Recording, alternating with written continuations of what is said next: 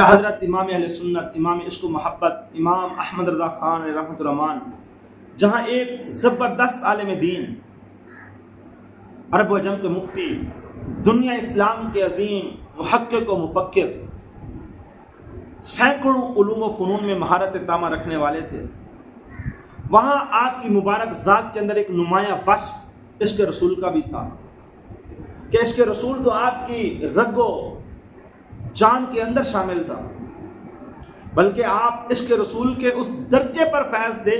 کہ جس پر لفظ فنا کا اطلاق ہوتا ہے، مطلب آپ فنا کے رسول تھے۔ آپ کے عشق رسول کا تقاضا تھا کہ آپ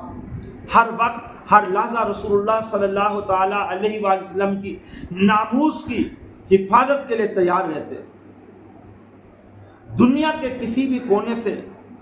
اگر کوئی حضور سراپہ نور صلی اللہ علیہ وسلم کی مبارک ذات کے حوالے سے ہلکا جملہ بولتا نا، بریلی کے اس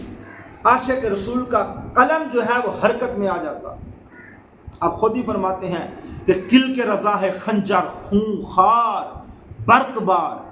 آدا سے کہہ دو خیر منائے نہ شر کرے۔ اعلی حضرت امام اہل سنت امام احمد رضا خان علیہ رحمۃ الرحمان، آپ کے عشق رسول کی ایک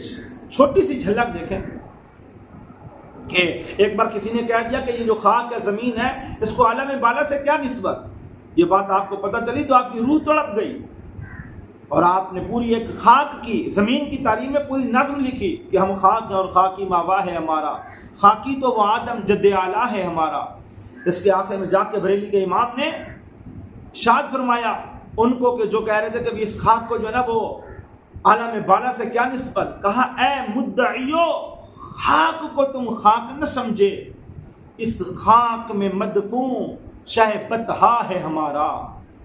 کہ وہ خاک جس میں آقا و مولا صلی اللہ تعالی علیہ وآلہ وسلم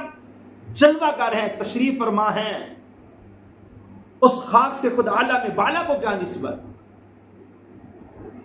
جو اعلی حضرت امام اہل سنت حضور کی بارگاہ میں یہ بھی اتنا بھی برداشت نہیں کر سکتے کہ حضور سے نسبت رکھنے والی چیز سے کسی اور کو افضل کہہ دیا جائے یا اس کو ترجیح دے دی جائے،